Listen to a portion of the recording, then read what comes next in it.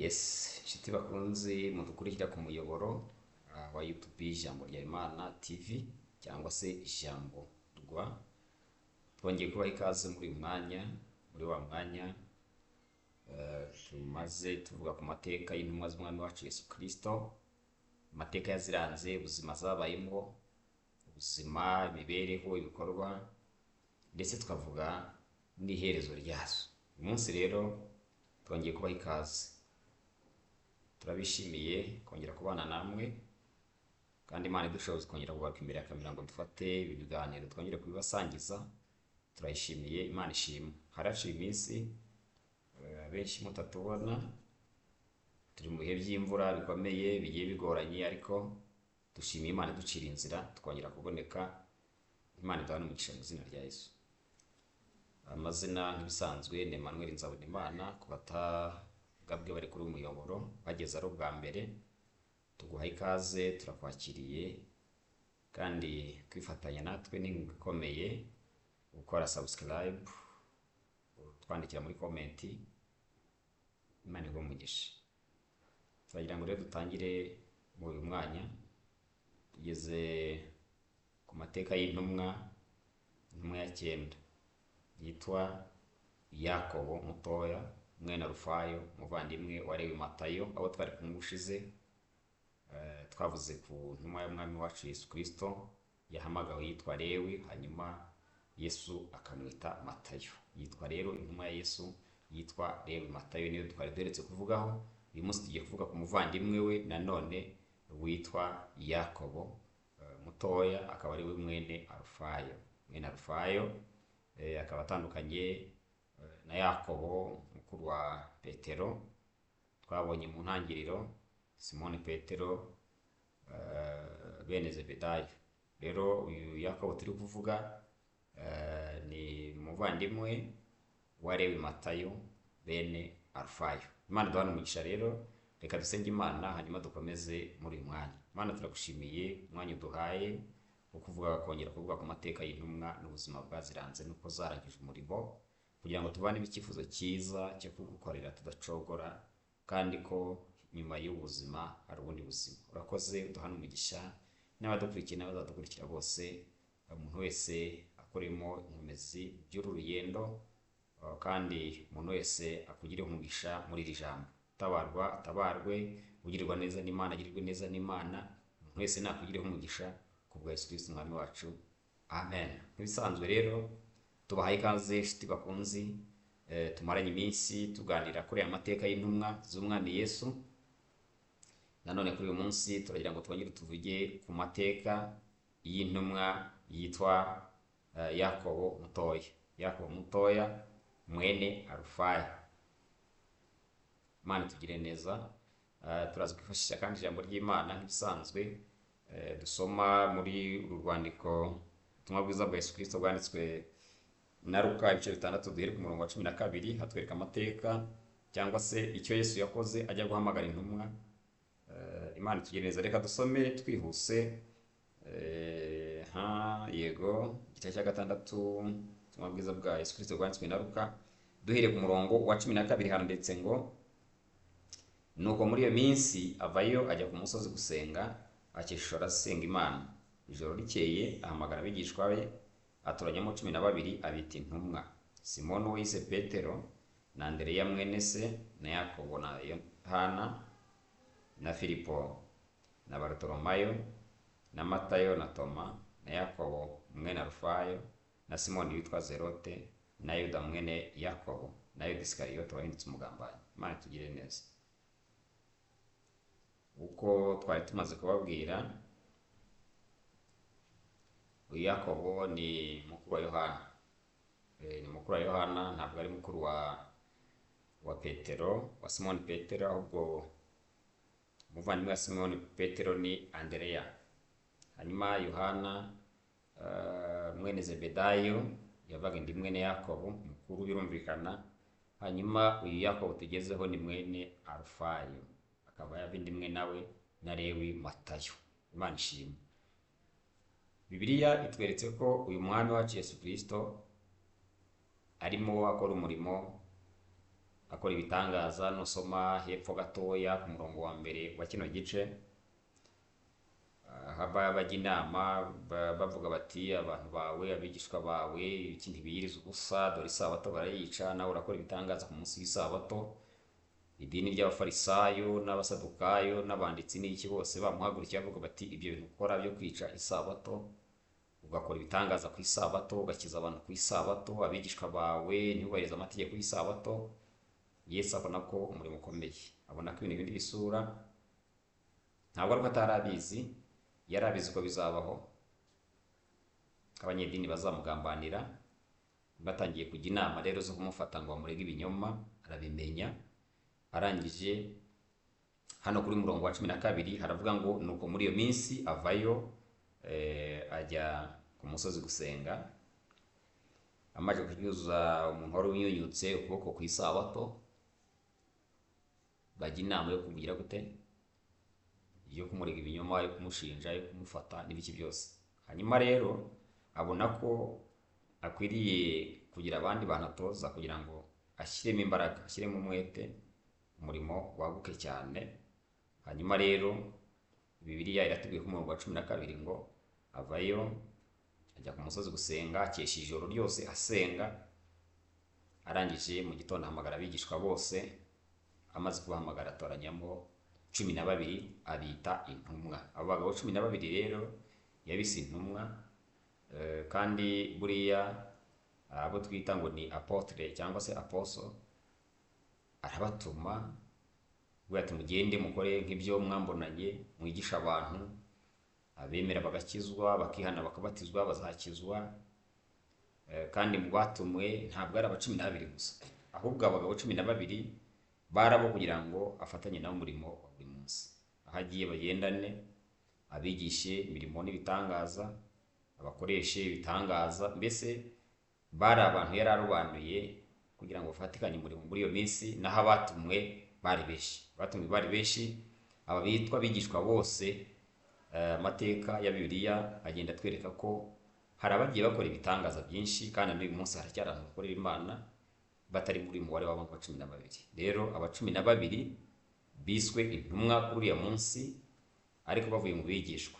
Kandi mu bandi bigishwa bakomeje gukora umurimo. Ntabwo abagiye bavuga ubutumwa ari aba 12 gusa, cyakora aba 12 nibo bagumanye na Yesu ku manywa na nijoro, igihe cyose yaba niherereye bakamubaza, ari kumwe nabo nk'abantu bitoranije. Imana tugire neza. Hanyuma rero tugeze kuri uyu bita Yakobo mutoya mwene Rufayo, akaba umuvandimwe wa Lewi Matayo, niwe dushaka kuvugaho. Twavuga byinshi ariko reka twihute tuvye kuri Yakobo mutoya. Imana tugire neza. Yakobo mutoya niwe bitaga Yakobo muto nyine, birumvikana, kandi kuko umukuru yari mukuru wa Yohana. Nkuko twababwiye, Yakobo mukuru yari mukuru wa Yohana. Uyu Yakobo turi kureba ni Yakobo mutoya, wari murumuna cyangwa wari umuvandimwe wa Lewi Matayo. Niwe turi gushaka kuvuga amateka ye, byamuranze ko yarangije urugendo yakoze, kandi nuko iherezo rye ryagenze. Imana tugire neza. Rero uyu nguyu ni mwene Zebedayo, kimwe na Lewi Matayo, ni mwene Alfayo Pluton. Hanyuma nyina uyu Yakobo mutoya cyangwa se Lewi Matayo niwe bitaga Mukakereopa.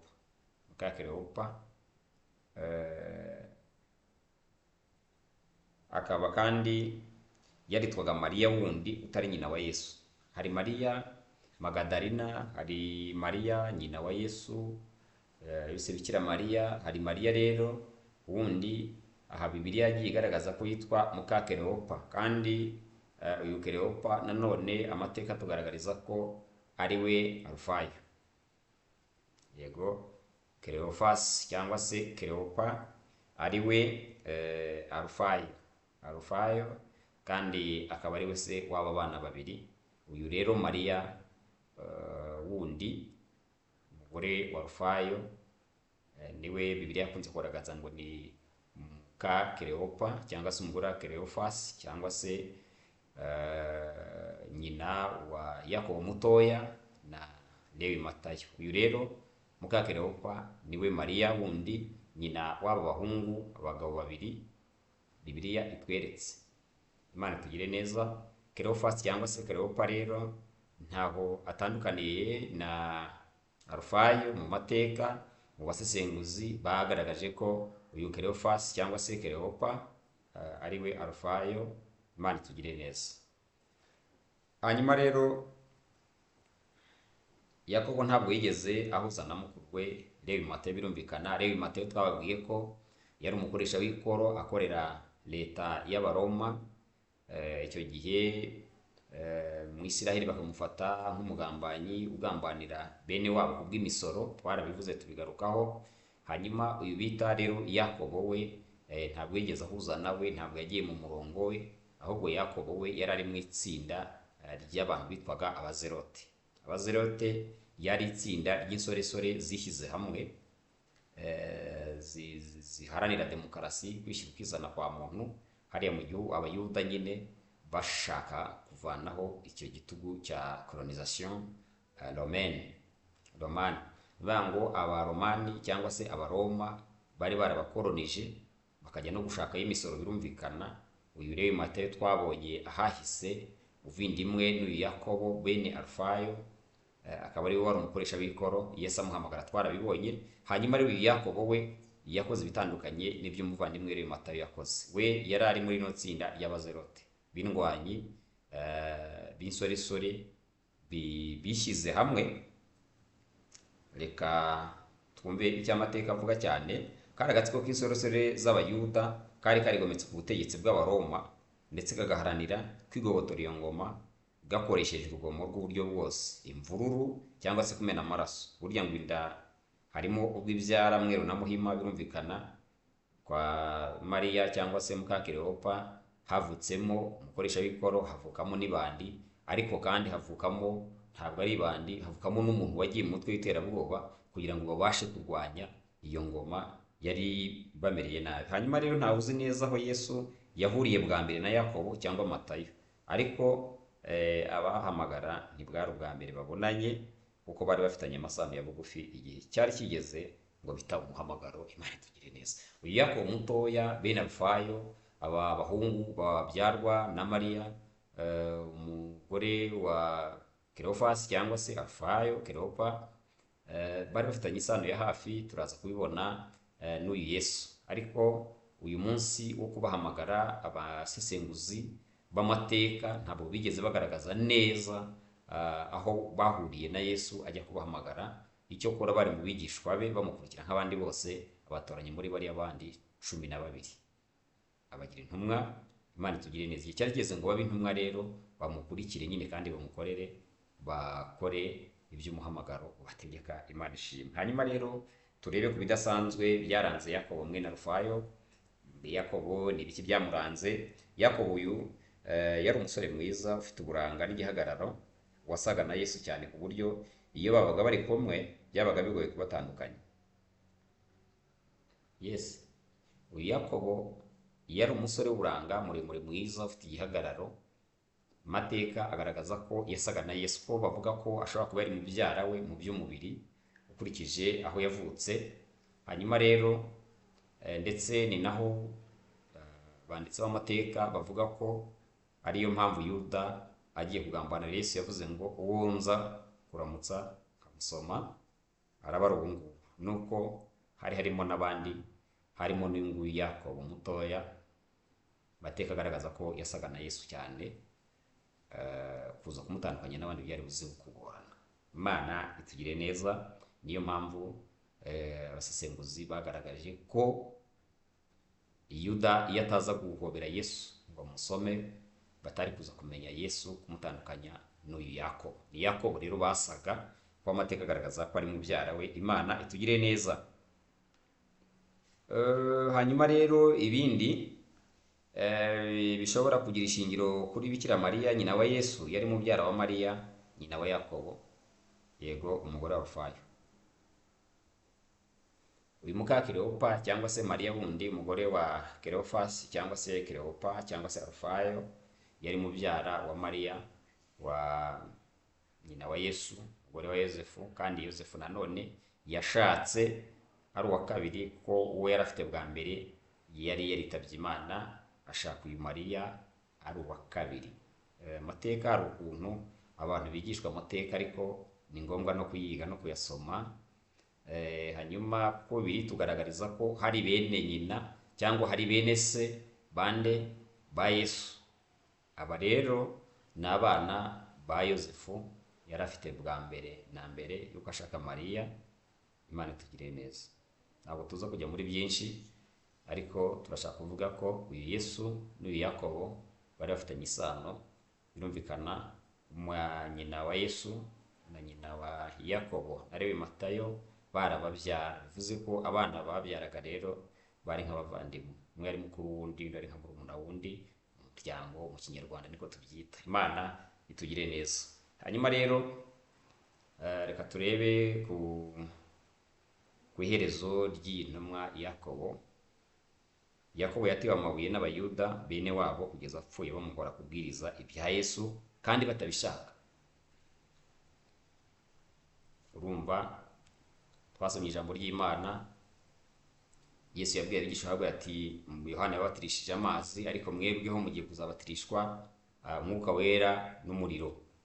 Hanyuma rero aravuga ati, cyakora muzahabwa imbaraga Mwuka Wera namanukira, muzahabwa abagabo kumamya i Yerusalemu, i Samariya, Yudaya, kugera ku mpera y'isi yose bwose. Hanyuma rero bamaze kuzura Umwuka Wera, n'uyu nawe yageze ikirenge mu cy'abandi, nawe ajya guhamya Yesu. Birangira rero uyu nguyu Yakobo, Abayuda bene wabo bamuteye amabuye, bamuhora ko yigisha ibya Yesu kandi badashaka kubyigisha. Na n'uyu munsi hari abantu bavuga ko barwanira ishyaka Yesu, hari abantu bavuga ko barwanira ishyaka ry'Imana, ariko ibigaragara ari ishyaka ry'amategeko. Ishyaka ry'amategeko abantu barunzeho bagashyiraho, wareba ibyo bakora n'ibyo n'umugambi bafite, ugasanga atari kugira ngo Imana bujye imbere, ahubwo ari kugira ngo amategeko yubatswe ya Kiyahudi, y'amadini, y'ibintu biri aho yubahirizwe. Utubahirije ayo mategeko akicwa. Wasobanura ute ko Yesu Kristo inzira yaduhaye, umwe yigeze amubaza ngo mbabarire ngeze kangahe, akavuga ati umubabarire 770, azaba yagize gute, yahindutse. Ariko twebwe umuntu yakora ikosa kubw'amadini bakavuga ati ntiyicwe, kandi bakavuga ngo bararwanira Imana ishyaka. Imana yihe? Niba Yesu yaraje akaza kubera igitambo cy'abantu, akabicungu, akamena amaraso, agacungura abantu, nta mpamvu n'imwe yuko umuntu yakica undi muntu ngo amuhoye ko adakoze iby'idini ritegeka. Itorero ni irya Kristo, itorero ni iry'Imana. Udakoze iby'itorero riteganya afite urubanza azacibwaho. Ariko aba barwanashyaka b'amadini uhereye kera bahozeho, na n'uyu munsi barahari. Na n'uyu munsi barahari barwanira amadini y'abishyaka, bakavuga tuvuze nabi idini ryanjye nakwica, naba nkoreye Imana. Ubu barahari avuga bati ngewe sinava kunguku banyigishije ku idini, nuko abantu batamenye Yesu. Igituma abantu batsimbarara ku madini, kandi amateka atwereka ko muri kino gihe Yesu yazaga amadini yarahari. Amadini yarahari, abafarisayo bari bafite imizingo y'ibitabo by'abahanuzi bya Mose, byari bihari by'uhanuzi bibitse babifite, banazi ko Yesu azaza. Na n'uyu munsi rero hari abantu bameze gutya, bagifite imizingo, bakiri aho ngaho bavuga ngo Yesu ntaraza. Hari n'abavuga bati yaraje, ariko ukabona bataramubonye, batarahura nawe, kuko bagihishwe, bakibona ko ibintu by'Imana bikiri mu bwiru, bitari byamenyekana. Yesu nta murimo yakoze kuri abo bantu. Turagira ngo tubwire abantu ngo nshuti bene data, nimugerageze muhure na Yesu. Nimugerageze muhure na Yesu, abantu babe mu bujiji, abantu be kwitwikira idini ngo bakore ibyaha, ngo babeshye ngo bari kujya mu ijuru, kandi abantu bari bajya mu irimbukiro. Yesu Kristo yaravuze ngo ni njye nzira n'ukuri n'ubugingo, ntawe ujya kwa Data ntamujyanye. Rero niwe nzira, niwe kuri, niwe bugingo. Rero ntawe ujyayo atamujyanye. Ndagira ngo abantu be kwishuka, abantu bave mu bintu by'ikigare, abantu bave mu bintu byo gutera waraza, abantu bave mu bintu byo kurwanira ishyaka nk'abafana b'imipira. Ndagira ngo babwire ngo urugendo tugendamo Yesu yasize ashyizeho umucyo, agaragariza ko umuntu wese akwiriye kwegera Imana. Umuntu wese akwiriye kwegera Imana, umuntu wese akwiriye gusenga Imana.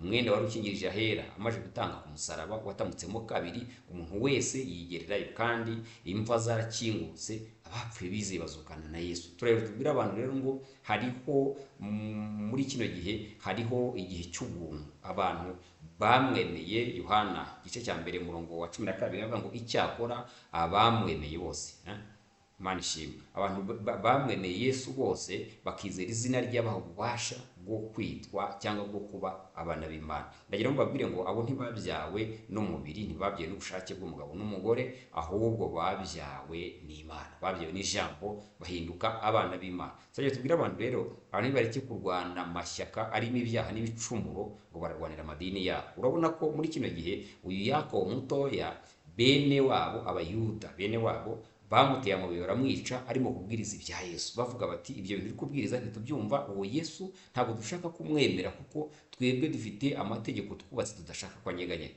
Abantu bubatse ku bintu badashaka ko binyeganyega, turagira ngo tubabwire ngo nyamara nimuhamagare Kristo Yesu abiyereke, nimuhamagare Imana Mwuka Wera abiyereke, muhishurire umenye ukuri. Abantu nyamuna turabwira abantu kuza kuri Yesu, turabwira abantu gushaka Yesu kuruta gushaka ibindi bintu. Ni byiza iryo dini bakwigishirizamo gukurikira Yesu, bakwigishirizamo ibintu byinshi, ariko witsimbarara ku idini kuruta uko utsimbarara kuri Kristo Yesu. Hagarara kuri Kristo kuruta ibindi bintu, kuko uyu Kristo niwe nzira n'ukuri n'ubugingo, ntawe ujya kwa Data atamujyanye. Tujye tubwira abantu rero ngo babe mu mihango y'amadini n'ibiki byose, kuko iby'amasabato n'ibitambo by'inuma z'intungura n'ibimasa n'ibinure byose ntabwo yabishimye. Nicyo cyatumye aza ahangaha ku isi kugira ngo adupfire. Iyo biba ari ibyo ngibyo, iyo ibyo ngibyo bashaka gucungura abantu batarushye, ntabwo Yesu yagombaga kuza. Ariko Yesu yaje kubera ko abantu bari baruhishwe na bene ibyo bintu. Tujye tubwire rero ngo Yesu hari ibintu byinshi yavanyeho, hari ibintu byinshi